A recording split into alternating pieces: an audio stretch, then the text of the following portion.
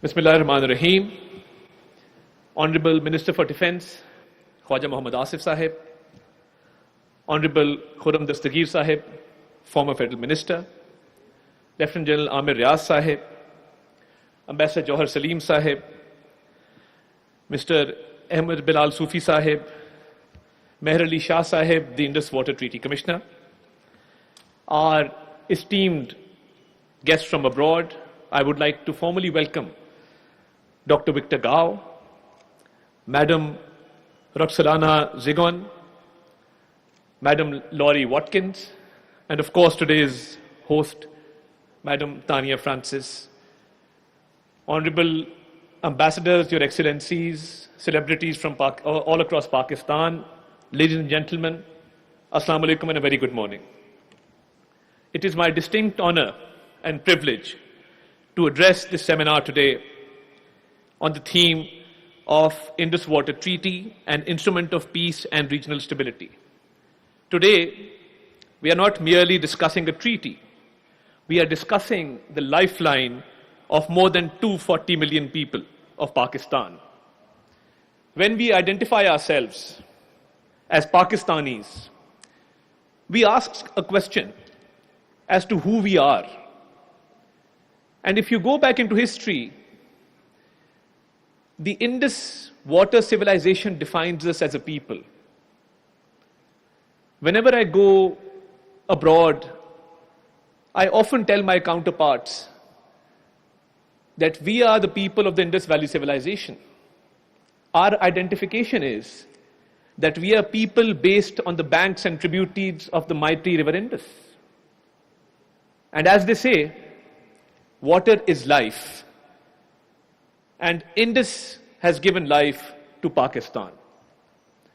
So when we say that Indus is our lifeline and our people, the 240 million people of Pakistan, have an inalienable right to the water of Indus, we mean it from the core of our heart. For Pakistan, as I said, water is not simply a resource. It is a matter of life itself. The Indus River system, for thousands of years, nurtured one of the world's oldest civilizations. From the towering peaks of Gilgit-Baltistan to the fertile plains of Punjab and Sindh, these waters have connected our people across geography and history. The story of Pakistan is in many ways the story of the Indus. It is for this reason that the Indus Waters Treaty of 1960 occupies such a unique place in international relations. Signed under the auspices of the World Bank, the treaty has endured wars, political upheavals, prolonged periods of tensions. Its resilience for more than over 6 decades demonstrates an enduring truth that cooperation, dialogue, and adherence to international commitments remains the only sustainable path to peace. The treaty stands as a remarkable example of rule-based international order. It embodies the principle of good faith, pacta sunt servanda, the sanctity of agreements and peaceful dispute resolution. These are not merely legal concepts. They are foundations upon which trust is built. But ladies and gentlemen, as our national leadership has made it very clear, Prime Minister Shehbaz Sharif, Field Marshal Saeed Asim Munir, the Honorable Minister for Defence on various occasions has made it clear that the people of Pakistan have a right to the water of the Indus, and the Indus Water Treaty cannot be amended, revoked, suspended, or held in abeyance because it cannot be done unilaterally. This pact came into being after mutual consensus, and only mutual consensus can lead to any amendment or revision. India's failed attempt at unilaterally holding in abeyance this treaty has led to international embarrassment for India at various forums, including legal forums.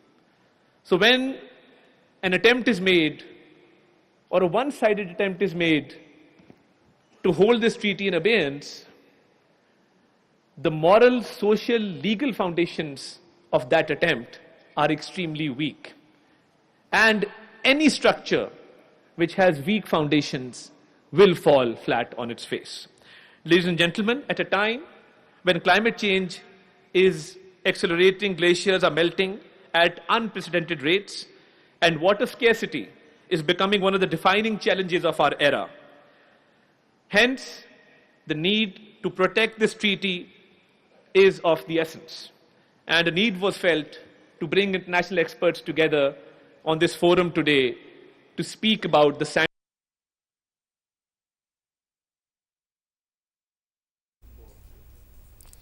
तो सिंतास माहिदे से मुताल्लिक़ ban अल-अक़वामी seminar जारी है। वफ़ाक़ी वज़ीर इत्तलात व नशरियात Ataullah Tarar seminar से ख़िताब कर रहे हैं।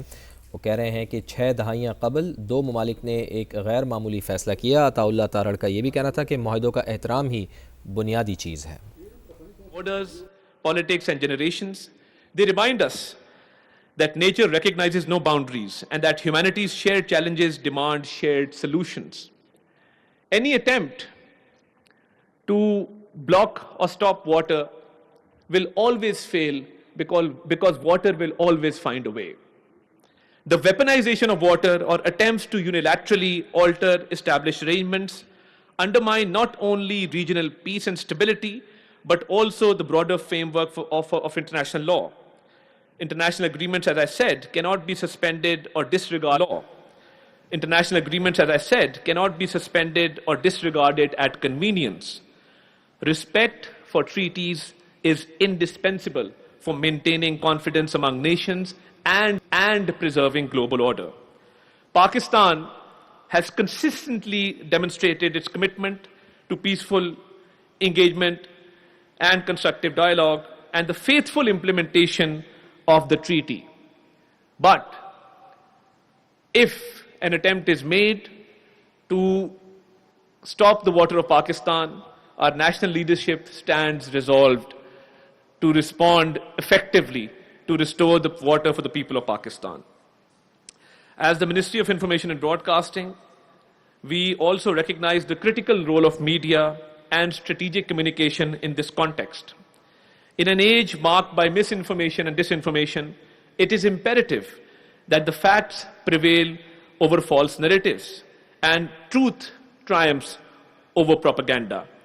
Responsible media discourse can contribute significantly to fostering understanding, promoting peace, and reinforcing confidence-building measures. Distinguished participants, this seminar brings together eminent policymakers, legal experts, academics, and practitioners from across the world. Your collective wisdom and your thoughts will undoubtedly enrich our understanding and generate valuable recommendations for preserving and strengthening this vital international instrument. Let us reaffirm today that we will, by all means, not only protect the sanctity of this treaty, but we will do all that we can to protect the inalienable right of the 240 million of people of Pakistan to the water of the Indus River. The waters of the Indus have flowed for millennia. They have witnessed transformations, yet they continue to sustain life with unwavering generosity. It is our collective responsibility to ensure that these waters remain a symbol of peace and shared prosperity for generations to come. I would also like to commend the Institute of Regional Studies and all partner institutions who have made this event possible today. And we collectively resolve today that we will do all that we can at all international forums, legally and otherwise, to ensure that the right to water of the Pakistani people is not only protected, but the world gets to see the attempts being made, the illegal attempts being made by India to alter or change this treaty, which it cannot do. And the right to water shall always remain very sacred, and the people of Pakistan, most of them who rely on agriculture for their livelihood and across Pakistan. So I think Agriculture is the backbone of our country, and we are faced with challenges like climate change, but we must resolve today that this treaty shall prevail, and Pakistan stands firm in its determination to protect the livelihoods and the lives of the people of Pakistan, which are linked to the Indus River. Thank you very much. Pakistan Zindabad.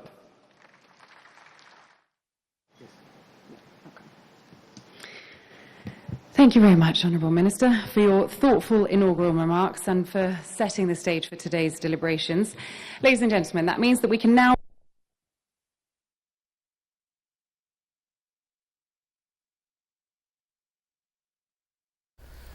सिंतास माहदे से मुताल्लिक़ बैनुल-अक़वामी seminar वफ़ाक़ी दारुल-हुकूमत Islamabad में जारी है और वफ़ाक़ी वज़ीर इत्तलात Ataullah Tarar इफ्तिताही session से ख़िताब कर रहे थे। कह रहे थे कि पानी पाकिस्तान के 24 करोड़ आवाम की शहरग है। अताउल्लाह तारड़ का ये भी कहना था कि पाकिस्तान के लिए पानी ज़िंदगी का मसला है। वादी सिंध की तहज़ीब ही हमारी असल शनाख्त है। पाकिस्तान की तारीख़ दरअसल दरियाए सिंध की तारीख़ है। ज़राअत कौमी मईशत का बुनियादी सतून है। अताउल्लाह तारड़ का ये भी कहना था।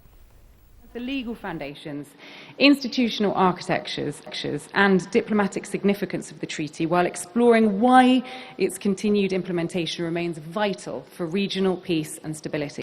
To chair this session, it's my pleasure to invite Mr. Khurram Dastagir Khan, former Federal Minister for Defence, Energy, Commerce and Foreign Affairs, whose distinguished public service and extensive experience in governance makes him exceptionally well placed to lead today's discussion. Mr. Dastagir, may I invite you to kindly assume the chair? I would also like to invite distinguished panellists of Session 1 to please come to the stage.